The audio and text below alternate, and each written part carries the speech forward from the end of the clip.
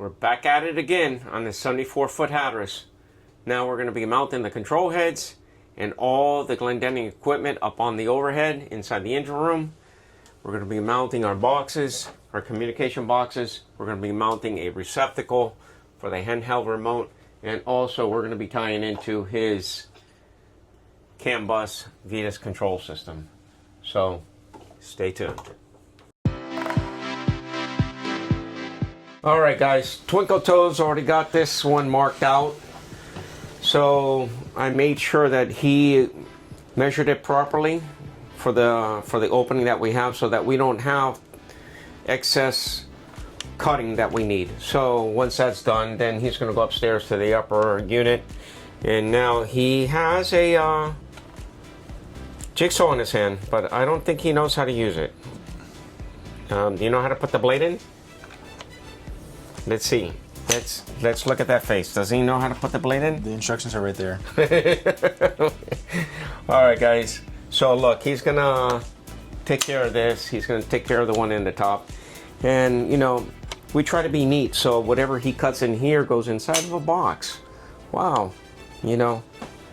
And now we're gonna cut that out, because now that's gonna be the mechanical backup in here. We're upgrading this from shift to throttle and shift now.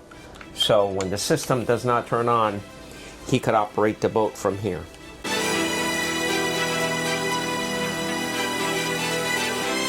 Alright guys, these are the two new actuators that are going to be mounted. So what we have to do first is we have to take the throttle position sensors that I modified. You've seen that in our past video, how I did that in our little machine shop. But we're going to go ahead and mount the two throttle position sensors on the smart actuator. Once they're mounted and secured, then we're going to go ahead and start mounting them in the overhead. We're going to start off on the starboard side, right in this area here, and then we're going to move over to the port side and mount it. Now I am going to mount them in a way that the cable management of the 33C cables that are coming forward, we're going to mount them so that they could actually sit perfect up on the overhead.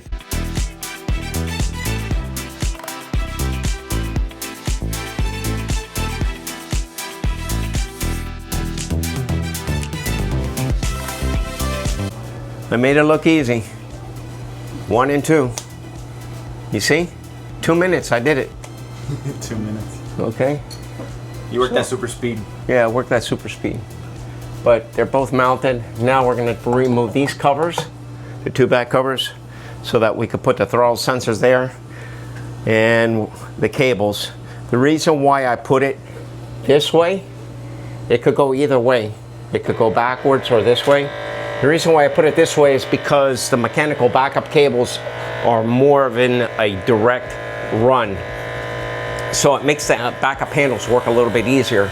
If I had it backwards, the cables would have to make a big sweep, and that would be an issue with future binding and cables wearing out. Now this is more of like a direct run. This one here, which would be the shift, is going to come from here, cross over, and it's going to go directly right into the transmission. The same thing with the opposite side. So I felt that this is the easiest way and the nicest way for me. If everybody wants it a little bit different, they can, but like I say, there's no right or wrong on mounting these.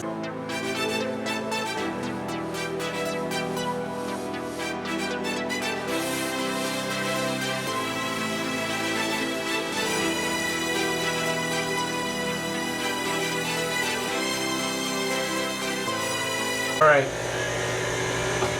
I got my starboard actuator mounted. I got my cables cushion clamped. You could actually see I did some of the wiring already on that side. The port side, I have my actuator mounted with my TPS, the throttle position sensor, and the communication cable. So all my wires are fished nicely going through here. Now we're going to come back up through here, connect it through here, and connect all the wires to some of the existing wire here or going directly up to the front. So we're moving along pretty quick. Julian right now is going to pop a hole in the back for the transom for the receptacle, and that is a plug and play. So hopefully when he's done with that, he'll show you. We'll put the end on it, put the terminating resistor, and that's it. We're done with there. So stick. All right, it's been a long day here in the engine room. That's all I've been doing. I've been stuck here all day. So I got all my cushion clamps, making sure that all my cables are secured nice and tight. I got my power cables coming down here right now, and it's a ball of mess right now, but the only thing that I need to worry about is my power harness and my 2 tacks. So that's going to be going to the engines for the tacks, and I have to send the information from the TPS to the engines also. That's the MIM. All right, so it has one on the port and starboard side, so we're going to tap into the 32-pin Deutsch connector over here for the throttle signal, and everything is put back together up here. We have all the cushion clamps back. I did the other side as best as I can. I don't see any loose cables here. That's the first thing that we want to make sure that we don't have anything interfering. All of our cables are tied away.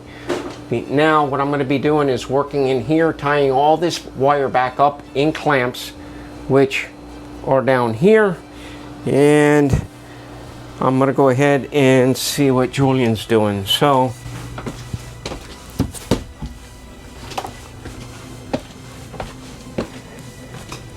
he's working on the main helm right now.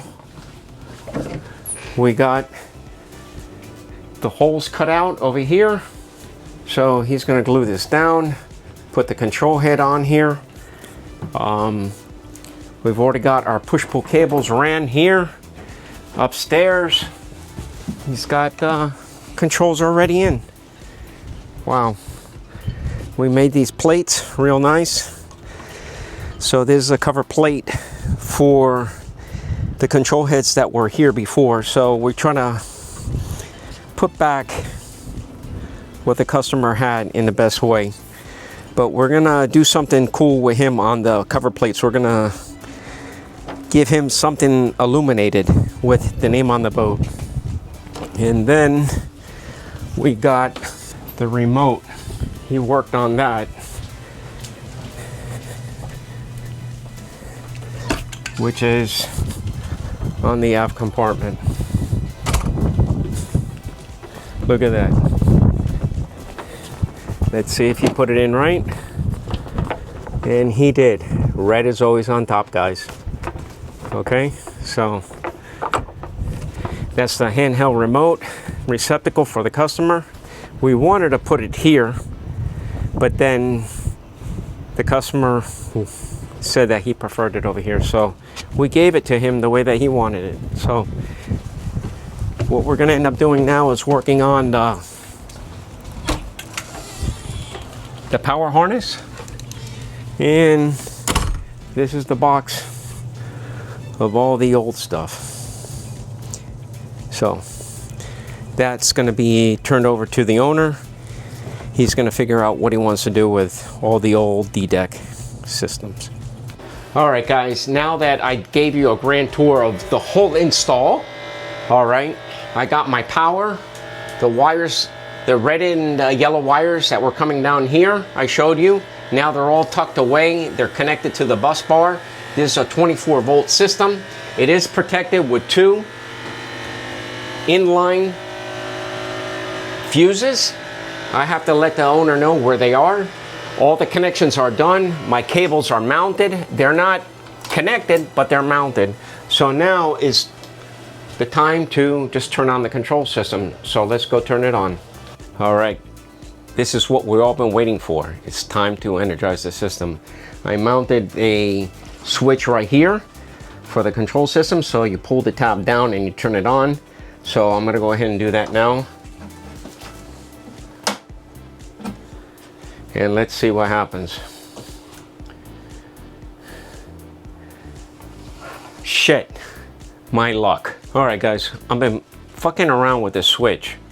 I tested all my PowerPoints, I've checked everything, and the system is still dead. So I think I'm going to take one guess. All right, I know it's not the fuses, I know it's not everything, and I know the product is not defective from the factory. So what I'm going to do is pull the enable circuit out and just bypass the switch. This is my next luck. Let me see. Fuck, it's the switch. My luck, a couple 100 miles away. Now I need to go find a stupid switch. So not everything is easy or a walk in the park. Could be something simple as a switch that the system doesn't turn on. But we got the system on, and now we're going to go into calibration after I find me a new switch. All right, I'm gonna see if I can fix a switch. If not, then I'm gonna just have to go and buy one. So I'm gonna open up the Carling switch to actually find out. I heard a little rattling inside. I don't know if that could have been done through shipping or through mishandling, but we'll open this up. It's only a simple rocker switch. All right. What happened is this thing fell out, and another piece just fell out. But this piece fell out of its socket. I don't know how that happened, so we're just going to go ahead and put this back. And that was okay. I just kind of invaded, so now I'm going to go talk to HR. So, hey. Okay, so this came apart, and it wasn't sitting in its location. See how it goes up and down? It wasn't sitting there. So when I was activating it, it's not working. So the best way to do it is don't turn this one upside down. Just turn this one upside down. Hold the piece there. Lock it in. We'll put this one in new. Okay, now it's going to be. And then just close. Now the switch is working. Hold down. So now we're going to go ahead and try it.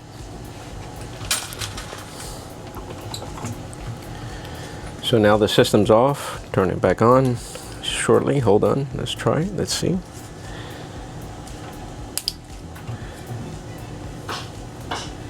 Damn. Guys, you have to use Seaside Marine. We're the best. All right, guys. Here's the end. And I'm time traveling. I'm able to go from one place to the other just like that. Like that. All right. So I was in Chicago. Now I'm here in my shop. Now you're going to see me back in Chicago. This is the end of part 2. I hope you enjoy what you're seeing, the content that we're providing. Guys, if you have any questions, just let us know in the comments below. The first video did very well, and everybody's actually reaching out. So I'm more than welcome to give my opinion and try to help people out on this new D-Deck system. I think that we figured out how we could do it, how we can make a nice drop-in kit.